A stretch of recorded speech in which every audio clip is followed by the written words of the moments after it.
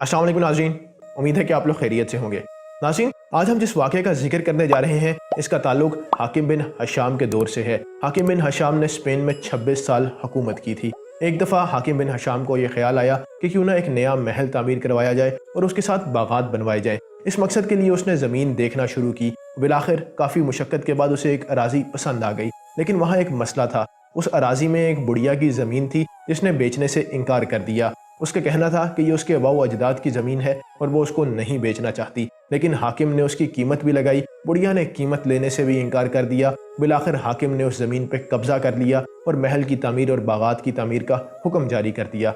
वो बुढ़िया काजी की अदालत में गई और उसने वहाँ जाके सुल्तान के खिलाफ मुकदमा दायर करवा दिया और काजी से कहने लगी कि मैं एक गरीब और बेकस बुढ़िया हूँ, मेरा मुकाबला सुल्तान के साथ है। ये बिल्कुल ऐसे ही है कि एक तिनका पहाड़ से टकरा जाए।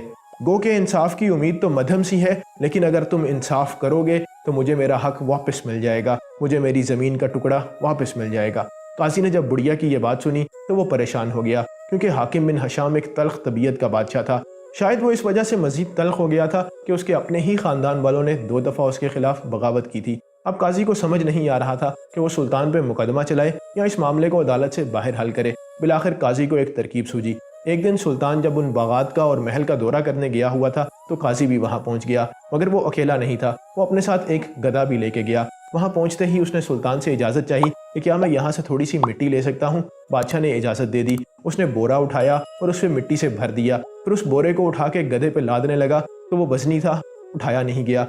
काजी ने बादशाह की तरफ देखा और पूछा कि क्या आप मेरी थोड़ी सी मदद करेंगे। बादशाह ने पूछा कि बताओ क्या करना है। उसने कहा कि इस बोरे को उठा के एक गधे पे लादना है। बादशाह ने काजी की आजिज़ी देखी तो मुस्कुरा पड़ा। उसने कहा कि चलो ठीक है, कर देता हूँ। उसने भी बोरा उठाने की कोशिश की, लेकिन बोरा काफ़ी वज़नी था, उठाया ना गया। फिर काजी ने बादशाह की तरफ देखा और कहने लगा, बादशाह सलामत, अगर हम दोनों मिलके ये एक मिट्टी का बोरा नहीं उठा सकते तो रोज़े क़यामत हमारा क्या हाल होगा, जब अल्लाह ताला के सामने हमसे ज़रे ज़रे का सवाल किया जाएगा। हम बुढ़िया की इस ज़मीन के टुकड़े का बोझ कैसे उठाएंगे जिस पे आपने कब्ज़ा कर लिया है।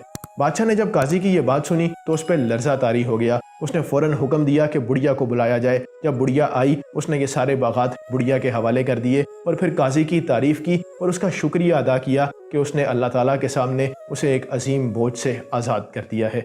नाजरीन, ये थे उस दौर के काजी और हुक्मरान, और एक आज के काजी और हुक्मरान है। कराची में मौजूद नस्ला टावर बनाने वालों के खिलाफ कार्रवाई नहीं हुई, उसको एनओसी जारी करने वालों के खिलाफ कार्रवाई नहीं हुई, बल्कि कार्रवाई हुई है तो उन लोगों के खिलाफ जिन्होंने उस टावर में अपार्टमेंट्स खरीदे थे।